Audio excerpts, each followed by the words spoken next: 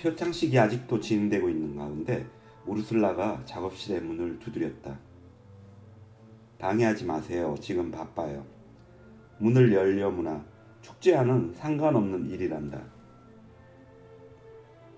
우르슬라가 차분한 목소리로 거듭 채근했다. 아우렐리아노 부엔디아 대령이 문고리를 따자 저마다 특색을 지닌 17명의 사내들이 서 있었다. 세상의 반대편에서 만나더라도 그들이 누구인지 당장 알아볼 수 있는 고독한 분위기를 지닌 그들은 모두 대령의 아들들이었다. 그들은 미리 약속을 한 것도 아니었고 지금까지 얼굴을 본 적도 없었지만 축제에 대한 소식을 듣고 전국 각지에서 모여든 것이었다. 그들은 모두 아우렐리아노라는 자랑스러운 이름과 각자 어머니의 성을 따르고 있었다.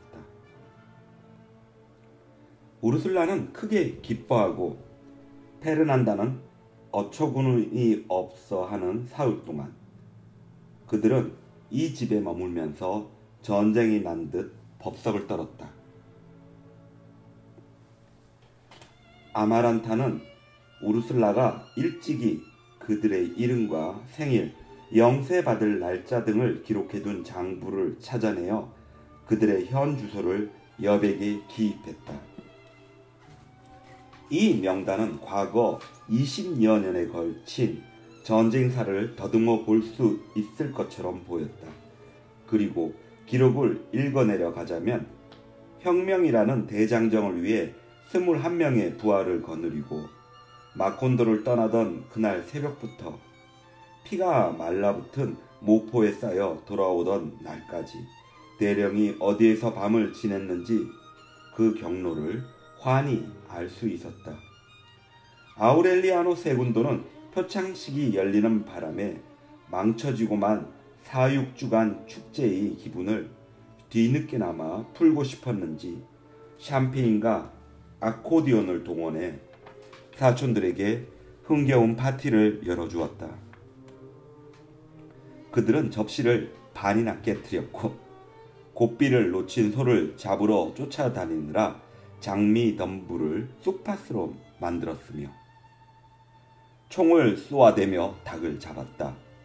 그리고 아마란테에게 피에트로 크레스피에게 배운 왈츠를 추게 했고 미녀 레메디오스에게는 남자 바지를 입혀 기름 바른 장대를 기어오르게 했으며 기름 바른 돼지를 부엌으로 물고 몰아넣고 페르난다를 혼비백산하게 했다. 그러나 페르난다를 제외하고는 누구도 이 소란을 못마땅해 하지 않았다. 무척 오랜만에 지진이 일어난 것처럼 집안 가득 활기가 넘쳤기 때문이었다.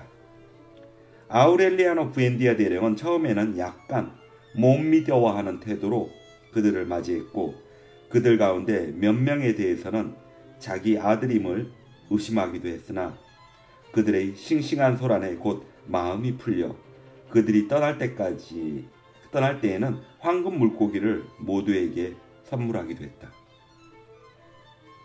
소극적인 호세 아르카디오 세군도까지 나서서 그들을 위한 닭싸움판을 벌였다. 그러나 몇몇의 아우렐리아노들은 닭싸움의 명수였으므로 안토니오 이사벨 신부의 속임수쯤은 대번에 알아채고 말아 언쟁이 생기기도 했다. 이처럼 많은 수의 활달한 식구들과 같이 살면 날마다 재미있게 지낼 수 있으리라는 생각으로 아우렐리아노 세군도는 그들에게 마콘도에 남아 같이 일하자고 제의했다. 그러나 이 제의를 받아들인 아우렐리아노는 할아버지의 모험심과 과감한 성격을 닮은 거구의 호녀라인 아우렐리아노 트리스테 한 사람뿐이었다. 그는 이미 전 세계를 돌아다니며 온갖 경험을 했기 때문에 어디에 정착해 사느냐 하는 문제는 대수롭지 않았다. 다른 아우렐리아노들은 아직 결혼을 한 경험이 없었지만 저마다의 계획들을 가지고 있었다.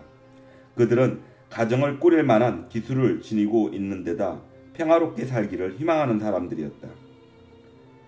그들이 각자 흩어져서 살던 해안 지역으로 떠나기 전에 사순절에 아마란타는 그들에게 새 옷을 입혀 성당에 데리고 갔다. 경건한 신앙심 때문이 아니라 약간의 장난기와 호기심을 가지고 그들이 성당으로 가자 안토니오 이사벨 신부는 재를 바른 손가락으로 그들의 이마에 십자가 표시를 했다. 집으로 돌아온 아우렐리아노들은 이마에 묻은 재를 씻어내려 했으나 소용이 없었다. 물과 비누로 닦고 흙과 솔로 문질러도 안 되자 마침내는 용암석과 양잿물까지 동원했지만 허사였다. 반면에 아마란타를 비롯한 다른 사람들의 십자가 표시는 쉽게 지워졌다. 차라리 잘됐지 뭐니. 앞으로는 너희들을 알아보기가 쉬워졌으니까. 그들을 떠나보내며 우르술라가 말했다. 그들은 악대를 앞세우고 폭죽을 터뜨리며 마콘드를 떠나갔다. 그들의 행렬을 본 마을 사람들은 부엔디아 집안의 혈통은 수세기를 지나도 건재하리라는 믿음을 갖게 되었다. 아우렐리아노 트리스테는 여전히 이마에 재로 그려진 십자가를 달고 다니며 마을 변두리에 얼음 공장을 세우느라 바빴다. 이것은 한때 호세 아르카디오 부엔디아가 발명에 몰두하고 있을 무렵 꿈꾸던 일이기도 했다. 그가 마을에 정착한 지 몇 달이 지나 사람들 사이에 좋은 평판이 났을 때 아우렐리아노 트리스테는 어머니와 대령의 딸이 아닌 여동생을 데려다 살 집을 물색했다. 그는 광장 부근에 허물어져 가고 있는 커다란 집에 눈길이 끌렸다. 그가 한 남자에게 그 집 주인이 누구냐고 묻자 남자는 지금 비어있는 그 집에 전에는 벽에서 석회를 긁어먹는 과부가 혼자 살고 있었으며 그 여자가 마지막으로 사람들 눈에 띈 것은 작은 조화가 장식된 모자를 쓰고 낡아빠진 은빛 구두를 신고서 주교에게 보내는 편지를 붙이러 광장을 가로질러 우체국으로 향하는 두 번의 모습이었다고 말해주었다. 그리고 그녀와 함께 사는 하녀가 한 사람이 있었는데 그녀는 집 안으로 들어오는 개나 고양이를 모조리 죽여 그 시체를 길에다 내다버려 마을 사람들이 악취로 인한 고통을 겪어야 했던 심술궂은 여자였다고 얘기도 했다. 그리고 그녀가 마지막으로 내던진 죽은 짐승이 햇볕에 말라 가죽만 남아 굴러다니게 된 지가 오래전이었기 때문에 사람들은 그 집에 살던 여자와 하녀가 전쟁이 끝나기 전에 죽었으리라고 여기게 되었다는 것이었다. 그런데도 집이 아직 무너지지 않은 채 남아있는 까닭은 근래 몇 년 동안 심한 바람이 불지 않았고 겨울에도 혹한도 심하지 않았기 때문이라고 설명했다. 그 집의 경첩은 녹이 슬어 너덜거렸으며 문짝은 엉겨붙은 거미줄에 간신히 매달려 있었고 습기로 부풀어 올라 꽉 끼어버린 창문이며 갈라진 바닥의 틈새로는 잡초가 무성하게 자라 있었다. 그리고 여기저기 온갖 벌레들과 도마뱀이 살고 있어 적어도 지난 50년 동안 사람이 살지 않은 집처럼 생각되었다. 호기심이 많고 성미가 급한 아우렐리아노 트리스테는 주저하지 않고 그 집으로 들어갔다. 그가 어깨로 정면에 위치한 문을 열자 벌레 먹은 문짝은 힘없이 무너져 내렸고 쏟아져 나온 흰개미떼를 헤치고 먼지가 뽀얗게 솟아올랐다. 그는 먼지가 가라앉기를 기다려 내부를 살폈다. 시야가 트인 응접실 복판에는 지난 세기의 유물과도 같은 옷을 입고 달색된 머리카락이 몇 올 남아있는 대머리의 여인이 서 있었다. 그녀의 커다란 눈동자에는 삶에 대한 애착이 사라져버린 사람의 아름다움이 담겨 있었고 얼굴과 피부에는 고독의 선물인 듯 심한 주름이 잡혀 있었다. 주검과도 같은 그녀의 모습에 기겁을 한 아우렐리아노 트리스테는 뒤늦게 그녀가 자기에게 구식권총을 겨누고 있다는 사실을 깨달았다.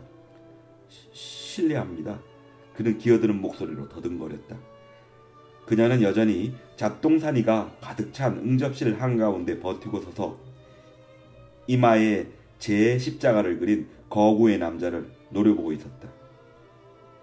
그녀는 곧 이 남자에게서 옛날 안개의 쌓여 돌아오곤 하던 어깨에 이연발 엽총을 메고 토끼 꾸러기를 허리에 차고 있는 한 사나이를 떠올렸다. 하나님, 이러실 수가 있습니까? 그녀는 낮은 목소리로 중얼거렸다. 그를 제게 보내 옛 추억을 더듬게 하는 것은 너무 가혹한 일입니다. 사실은 이 집을 새 얻을 수 없을까 해서 들렀습니다. 아우렐리아노 트리스테가 말했다. 그러자 그녀는 권총을 축혀 세우더니 그의 이마에 그려진 제10자가에 총구를 겨누고 방아쇠에 손가락을 걸고는 단호하게 소리쳤다. 어서 꺼지지 못해? 그날 밤 저녁 식사 시간에 아우렐리아노 트리스테는 식구들에게 낮에 겪은 일을 얘기해 주었다. 그 얘기를 듣고 우르술라는 북받치는 슬픔으로 눈물을 흘렸다. 오 하나님. 그녀는 머리를 쥐어뜯으며 괴로워했다. 그 애가 아직도 살아있었다니. 정신없이 바쁜 생활과 전쟁의 혼란에 쫓기며 끝없이 닥쳐오는 시련에 대처하다 보니 우르술라는 레베카의 존재를 까맣게 잊고 살아온 것이었다. 레베카가 아직 살아있다는 사실과 조금씩 허물어져가는 집에 틀어박혀 시름시름 썩어가고 있다는 사실을 한시도 잊지 않고 있는 사람은 같이 늙어가는 처지의 세심한 아마란타뿐이었다. 그녀는 외로운 침대에서 마음속에 차가운 얼음에 잠이 깨어 일어나는 새벽이면 항상 레베카를 생각했다. 이제 쭈글쭈글해진 젖가슴과 야윈 백가죽에 비누칠을 하면서도 새하얗게 빨아 다름질한 속옷을 입거나 구식 코르셋을 입으면서도 그리고 가혹한 참회의 흔적인 손에 검은 붕대를 새 것으로 갈면서도 그녀는 레베카를 생각했다. 언제 어디서거나 잠이 들거나 깨거나 간에 기쁨의 순간이건 절망의 순간이건 아마란타는 레베카를 떠올렸다. 그녀는 고독의 힘을 빌어 그녀의 마음속에 쌓여있던 추억 가운데 즐겁거나 사소한 것들은 불살라버리고 가장 가슴 아프고 슬픈 추억만을 생생히 남겨놓았다. 아마란타에게 얘기를 전해들은 미녀 레메데우스도 레베카의 존재를 알고 있었다. 아마란타는 쇠락해가는 그 집 앞을 지날 때마다 증오로 얼룩진 과거의 감정을 얘기함으로써 조카인 레메데우스에게 마음의 공감을 얻으려 했지만 레메데우스는 다른 사람의 감정은 어떠한 것이라도 받아들이지 않은 성격이었기에 혼자만의 넋두리가 되고 말았다. 반면에 아마란타와는 다른 의미에서 마음고생을 했던 우르술라는 레베카에 대한 불쾌한 기억은 잊어버리고 있었다. 그녀의 머릿속에는 옛날 부모의 유골이 담긴 자루를 끌고 찾아온 레베카의 어린 모습만이 남아있어 한 집안 식구로서 저지른 그녀의 그릇된 행동들은 기억에서 사라지고 없었던 것이었다. 아우렐리아노 세군두는 레베카를 집으로 데려와 편안한 여생을 보낼 수 있도록 해주려고 했다. 그러나 모처럼 발휘된 그의 선한 마음은 오랫동안 고통과 비참함을 견디며 살아와 이제 고독으로 위안을 삼게 된 레베카가 믿을 수 없는 호의에 기껏 자리잡기 시작한 노년의 평온을 깨트리고 싶지 않다고 거절함으로써 수포로 돌아갔다. 여전히 제10자가 표시를 이마에 달고 있는 아우렐리아노 부엔디아 대령의 16 아들들이 다시 찾아온 것은 2월이었다. 또다시 요란스러운 파티가 벌어졌을 때 아우렐리아노 트리스테는 그들에게 레베카의 얘기를 들려주었다. 이 말을 들은 그들은 우르르 몰려가 한나절 만에 그 집을 말끔히 고쳐놓았다. 문짝과 창문을 새로 만들어 갈아 끼우고 집을 밝은 빛깔로 칠하고 벽에는 버팀목을 받쳤으며 바닥에는 시멘트를 발랐다. 그러나 그들은 집의 내부까지 손볼 도리가 없었다. 레베카가 문을 열어주지 않았던 것이었다. 그녀는 다만 시끌벅적한 보수공사가 끝나자 나름대로 비용을 계산하여 지금껏 같이 살고 있는 하녀 아르헤니다를 시켜 전쟁이 끝난 뒤 화폐개혁이 단행돼 통화 가치를 상실한 옛돈을 아직도 유통되는 줄 알고 한 움큼 보내왔다. 이것을 보고 사람들은 다시 한번 그녀가 세상과 얼마나 철저히 격리되어 있었는가를 실감하며 목숨이 닿을 때까지 그녀를 사람들의 삶 속으로 끌어내기는 불가능하다는 사실을 알았다. 두 번째로 마콘도를 찾아온 아우렐리아노 부엔디아 대령의 아들들 가운데 이번에는 아우렐리아노 센테노가 마을에 남아 아우렐리아노 트레스테와 함께 일하기로 했다. 그는 영세를 받기 위해 가장 먼저 찾아온 아들 중에 하나였으며 손에 닿는 물건은 잠시 사이에 부숴버렸기에 우르술라와 아마란타가 또렷이 기억하고 있었다. 어렸을 적에 아나무인이었던 성격은 세월의 흐름에 많이 가라앉았고 보통의 체격에 얼굴에는 천연두가 곰보 자국을 남겨놓았지만 물건을 부서뜨리는 손에 엄청난 힘만큼은 그대로 간직하고 있었다. 손을 대기도 전에 물건을 부수는 그의 힘을 익히 알고 있는 페르난다는 그가 값비싼 사기 그릇을 몽땅 박살낼까 염려하여 양그릇을 사다 놓았지만 튼튼한 양그릇도 그의 손에 잡히면 종이처럼 구겨지고 우그러졌다. 그러나 그는 자신도 조절할 수 없는 이상한 능력에 대해 미안함을 느끼는 만큼 사람들의 신뢰를 얻기에 충분한 겸손과 착한 마음을 지니고 있었으며 무슨 일이든지 손쉽게 처리해내는 재능을 지니고 있었다. 그가 오고 나서 얼음의 생산량이 놀라운 만큼 증가했으므로 마콘도의 수요를 감당하고도 남아 아우렐리아노 트리스테는 늪지대의 다른 지역까지 사업을 확장해야만 했다. 그는 한 걸음 더 나아가 사업의 근대화를 도모하는 한편 마콘도를 외부 세계와 연결짓는 방법으로 사업을 활용하기로 마음먹었다. 마을에 철도를 놓아야겠어.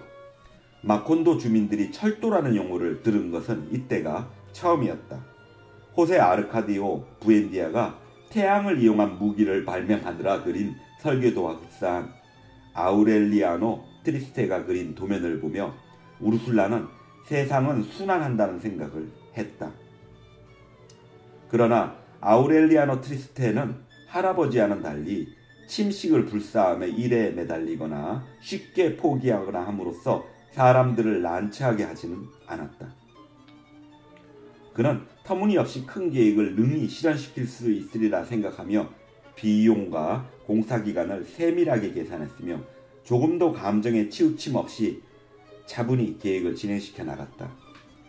증조부를 닮았으면서도 아우렐리아노 부엔디아 대령의 면모도 약간은 이어받은 아우렐리아노 세군도는 무모한 계획에 대한 이해력이 부족한 가운데 과거 동생이 운하와 선박 구입을 시도했을 때처럼 가벼운 생각으로 철도 부설 작업의 소요 자금을 내놓았다. 아우렐리아노 트리스테는 달력을 집어보며 장마철이 지난 뒤 돌아올 수 있도록 수요일에 마콘도를 출발했다. 그리고는 예전처럼 그의 뒷소식은 들려오지 않았다. 아우렐리아노 센테노는 얼음 공장의 과다한 설비를 활용할 방안으로 물이 아닌 과일 주스를 원료로 한 얼음 제조 실험을 시도했으며 그 과정에서 전혀 의도한 바 없이 아이스크림 제조의 기본 원리를 터득해가고 있었다.